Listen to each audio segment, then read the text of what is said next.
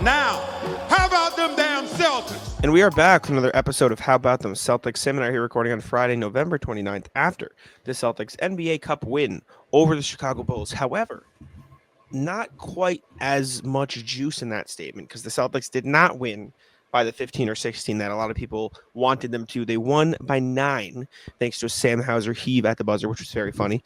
But they got the win nonetheless. The Bulls played them very tightly. They sort of played them at their own game for a lot of this one. But Celtics pulled it out, ended up getting the win. Cup hopes are alive. Do you want to start with that? I know you just wrote about it. Do you want to start with how the Celtics can advance in the Cup with this? I feel like it's a good place to go. So Jack mentioned it going into the game. There was a lot of buzz. They need to win by 16 to really give themselves the best shot. Yes and no. I mean, they won by enough where it's still pretty plausible, fathomable that they can get through. Now, what it's going to take is, first and foremost, Celtics need Orlando to beat the Knicks on Tuesday. Number one, first and foremost, if Orlando loses that game, it has to be by 38 points or the Celtics will not go through. Orlando has a point differential of plus 60. It's going to be pretty tough for them to top that. But I will say, Orlando winning is the easiest. Orlando losing by 40 is the funniest. It is the funniest. Yeah, that would be great. But anyways. So Orlando would have to lose by 40, or they would have to beat the Knicks, which is plausible. It's not impossible. Orlando has played really well in this group stage. Both New York and Orlando have not lost yet. So that is one of the East groups. The other East group contains two teams, Milwaukee and our Pistons, both 3-0 in the same group. They both have very similar point differentials. Milwaukee is plus 29. Detroit is plus 28. That is why Milwaukee is currently at the top of that group. But again, just like Knicks Magic, those two teams will play in the final game of their group stage. Both those games will happen Tuesday night. So if Milwaukee is to win, they need to do it by 5 or more points in order for the Celtics to move on. If Detroit wins, they have to win by 6 or more points. And it truly is 5 or more, 6 or more. Because if those two teams tie the Celtics in the wild card tiebreakers, it first goes to point differential, which, again, if it's 5 or 6 respectively, it will be Celtics or it will be a tie. And if it is a tie, then it will go to points scored. And the Celtics have 140 plus 143 more than the Pistons and 149 more than the Bucks scored in the group stage. So those teams would have to score that many points in order to surpass the Celtics in that category. Okay. Good. That's good to know. Okay, that's good to know. So at the end of the day, it's a lot more realistic that they advance than I thought it would be. It still requires some stuff to happen, but the Magic beating the Knicks is not this crazy thing that seems unlikely. The Magic have been great this season, I don't want to say great, but they've been really good this season. The Knicks have also been good, but they're two good teams playing. Anything can happen. And then either of those teams, like winning by 6 or 7 is a 2 possession to 3 possession game in the NBA that happens every day. So I think it's very possible to see the Celtics advance to the NBA Cup. Would love it. Would be very fun to watch. Would be entertaining to see them go through and everything. But that's how the NBA Cup will shake down. We can talk about the Bulls game now. What a weird game. At the end of the day, what a really fun game, good game to watch. Very entertaining. The Bulls, just to give them their flowers off the rip, they played Celtics basketball against the Celtics, and it almost worked. They were creating awesome threes. They were playing fast. They were getting out in transition. The Celtics were not rotating quick enough. They were not closing out shooters quick enough. I think it was a perfect balance of, oh my God, these guys are making everything, and the Celtics just weren't ready to defend that style of offense. Because for as good as the Bulls have been at generating threes this year, that's not something you've seen from the Bulls at all in recent years. So I think there's a balance of that, but they deserve a ton of credit for the way they played. And obviously the Celtics defense wasn't ideal. It wasn't great, especially in that first half. But I think a big part of that was I think they're a bit shell-shocked by what they were seeing from Chicago. There was also a layer to this game where it was, oh my God, the Celtics are making everything. Like the first quarter, Celtics were 7 of 11 from 3. Like they started out 9 of 13. I think they were at one point. Like they couldn't miss. And they were only up 10 points on Chicago. When it's going that well for you and you're not up by more, I don't want to like make it a negative, but it does become a little bit like feels like when it levels out, things are going to get a little rocky. And that's exactly what happened. The Celtics fell down as many, I think, as 9. I don't think it ever got to double digits in favor of Chicago, but they ended up falling down a lot because when they went cold, and Chicago got hot. A lot of fake buckets from the Bulls today. I will say that. We can get to maybe, I don't want to say fake because it wouldn't be fair. Vooch wasn't fake. Don't say Vooch was fake. Him making all the threes was a little fake. His career high was 6 in a game, and I think he made 5 or 6. So maybe the volume, but he has been an incredible 3-point shooter. He was 45% coming into the game. He's definitely shooting better than that now. And he's taking very fake. But also this season, shooting around the same clip from 3. In fairness to him, he's actually been pretty good. Much to my chagrin, I was like, wait, what? Why is he shooting so well? Yeah. So Talon Horton-Tucker is shooting around 45% from 3. The difference is we've seen Vooch be a good 3-point shooter in the past. Like he has done that. He was a good 3-point shooter. The year he got traded to Chicago, he shot 40%. He shot 36% on high volume in Orlando as well. He shot 35% a couple years ago. So we've seen that. Obviously not to this level, but we've seen that he can be a good 3-point shooter.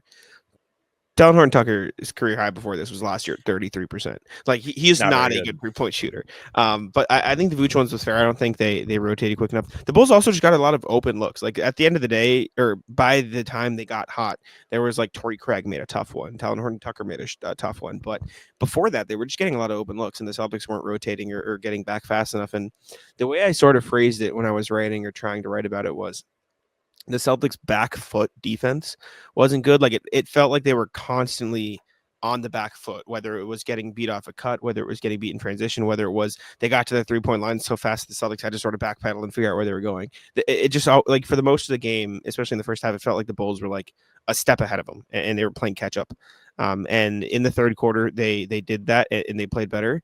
But if we're going to start going through players, we got to go to the fourth quarter, because this dude, Payton Pritchard, is unbelievable. Like I can't even put into words anymore how amazing this guy is. Like 3 after 3 after 3 after 3, and then he doesn't make a 3. Yeah, he's just gonna post up Nikola Vucevic. Like he's gotten great at using his body. Yes, I was saying this on the Garden Report.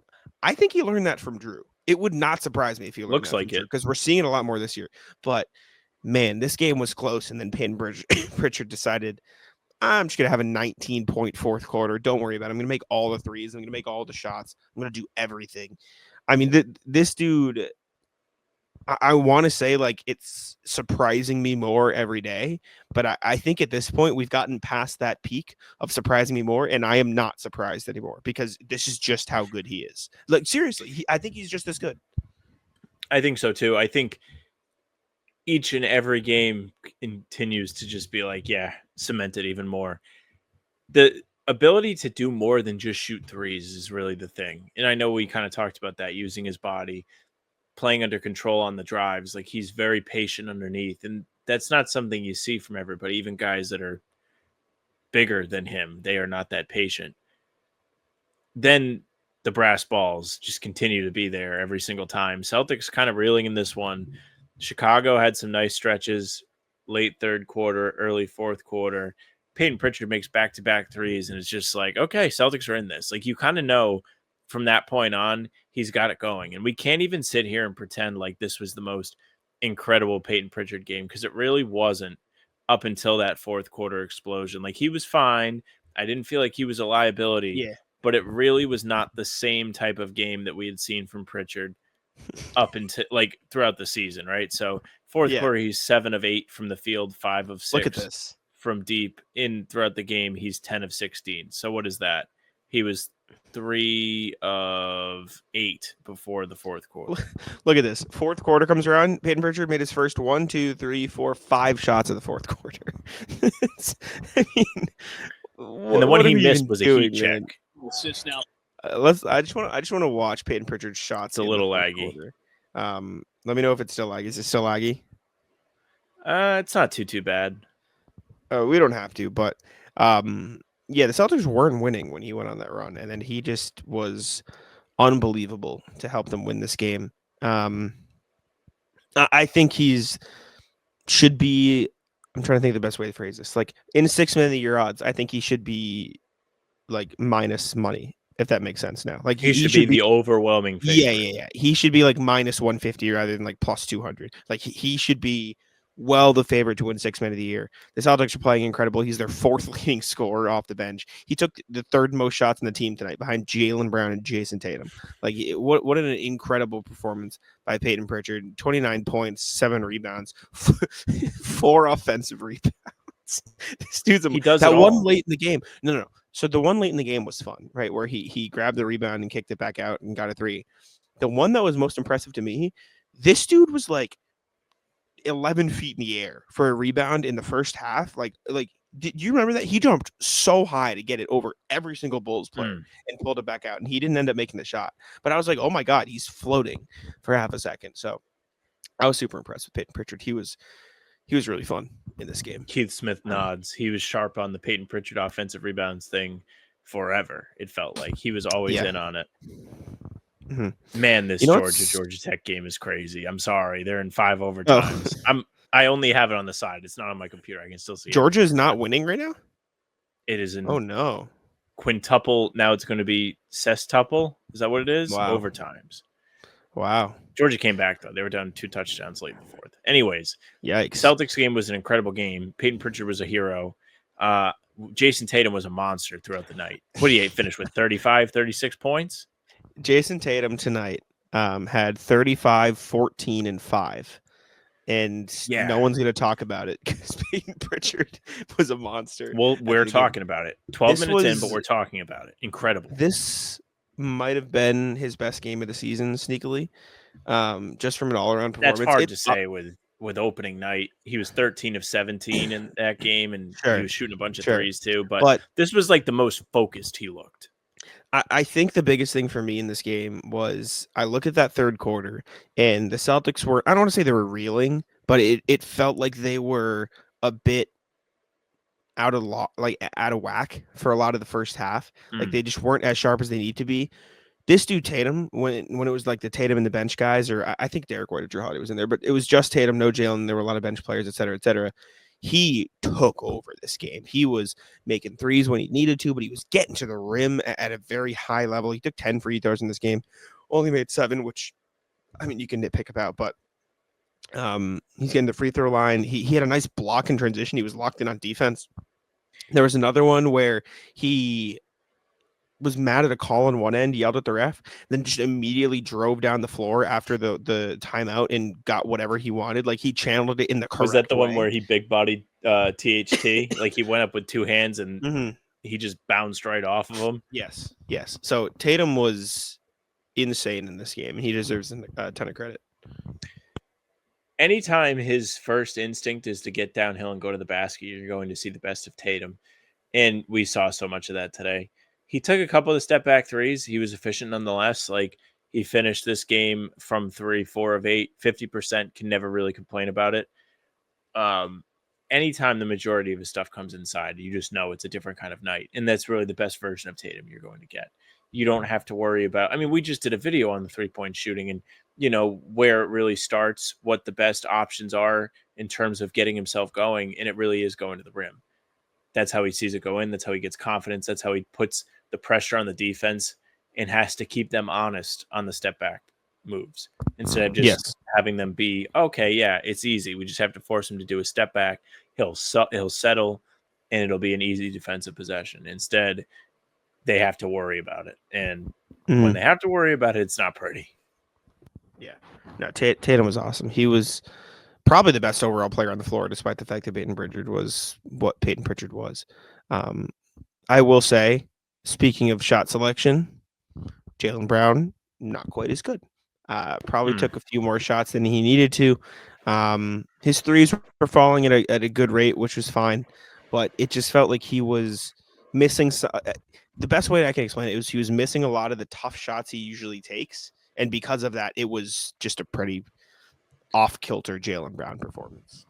Yeah, and those are shots that usually go in, but when it's not happening, he just looks a little bit sped up, and he did look sped up today. He turned the ball over 3 times. Like a couple of them felt like they were in quick succession, which is never a good watch. And listen, I'm happy to see the threes going in. They're not coming out of forced situations, which is very important to me. But the play of the day was the dunk. Oh my God, this dude just That dropped a was touchdown. insane. That was insane. Oh, you're ahead of me. I've got the game up my iPad now because I put it down. You dropped such This is good easy touch. podcasting. Sorry, you guys are used to My it now. bad. It's on me. That Jaylen Brown dunk might have been the dunk of the season. It might be Everybody the in best this dunk of the year so house far. knew something happened when that happened. Did you yell? Oh yeah, I was like, oh, and I don't really get like that when I watch games anymore. So NBA has this thing called dunk score, which I know you were skeptical of. It actually genuinely is just like a cool thing. Yeah. It scores dunks. I don't know if they have the Jaylen one there yet because I don't know how like updated it is. It looks like it is. Oh my God, it hasn't been updated in a while. What the hell? Get on your game. It hasn't been updated in like 20 days. What are we doing? Oh, that's so lame. This is actually such a cool thing in the NBA. They fumbled it. Fucking Adam Silver, man. Anyways, yeah, Jalen was just a little bit off. That dunk was incredible, but yeah. Other than that, it was a relatively kind of game from him. But again, that dunk. Oh yeah, all about the dunk. Good. Who Kristaps. else in this game? Great Kristaps game Mhm. on one end. I think his offense was really good. I think it was the perfect example of, wow, the Celtics threes aren't necessarily falling here. This is happening here. Throw it to Kristaps in the post. He'll body a guard and he'll get to the free throw line or do whatever he wants. So I He think this kept was them the in it. perfect change of pace. This was a Kristaps is the offensive curveball game, and he did keep them in it, and that is huge. But defensively, I don't think he was as good as you want him to be. He wasn't getting out to Vooch quick enough on some of those threes. It felt like he was a step slow when he was on the big man. They switched it up and put Tatum on Vooch in the second half, so KP would have a bit more freedom. But it did feel like he was lagging behind just a smidge on the defensive end. So, but that doesn't take away from how great he was on offense. And I don't know about you, I didn't pick up on the, oh my God, is KP hurt point in the game. I just thought he was like frustratingly awkwardly running. Like, did you see that? There was a whole thing on Twitter. No, I didn't see any of it. I didn't notice. I They didn't like think caught it on anything the of it. broadcast. Yeah, they like caught it on the broadcast where he was like Did running Scal awkwardly. say he was hurt? No, the broadcast didn't say anything, but like it was like an image of him like awkwardly, and I think people thought he was limping. I thought he was fine, and so I didn't think anything of it. But yeah. Anyways, yeah, good KP offense. I don't think it was great KP defense. I mean, we could end up finding something out down the line, but I feel like if there was something super substantial, we would have seen it. We would see the clip over and over again. And listen, you said you saw it, so I don't doubt that it happened. But there was one that he jumped up and came down and kind of hopped a couple times, but I think that was because like he didn't get an and one to drop. I didn't think it was because he looked like he was hurt. Maybe that's what the I one thought that too. people are referencing. But what I will say is even late in the game, I thought he looked okay defensively a few times. Wasn't perfect by any means. You're right. Like those Vucevic heat check threes were going down because Kristaps really wasn't getting out on him. But there was possession late in the game that he was switched on to Zach LaVine. Granted, he knew in his head what the situation was. They're up 8. They kind of have to take a 3 if they want any chance. And he did a really good job at guarding LaVine. It went in. It just but went it was in. like an Good insane contest that it was like, I can't believe that dropped. So laterally, he was able to move there. I don't really know if that's something you get from him if he's hurt. And I think if he was hurt at all, they would have taken him out. Like, I don't think they would have played with that at all. So I'm not super worried about him in that respect. I was so happy to see what he gave them on offense because they missed that big time when he was out. Yes. And it was they very might nice be to have it undefeated back. if he was healthy the whole time. Seriously. It's true. I know you're not wrong. Late flag. Sorry. Yeah, I'm waiting to find out. Speaking of hurt, Derek White, doubtful to return to this game. Didn't end up returning with a sore Joe right said foot. he was fine. Joe said he was fine. Joe also said KP was fine in the finals last year. Joe says stuff. Yeah. All right, buddy. I'm not worried about it. At the worst, he misses a little bit of time, gets his foot right. The Celtics have dealt with nicks and bruises all season.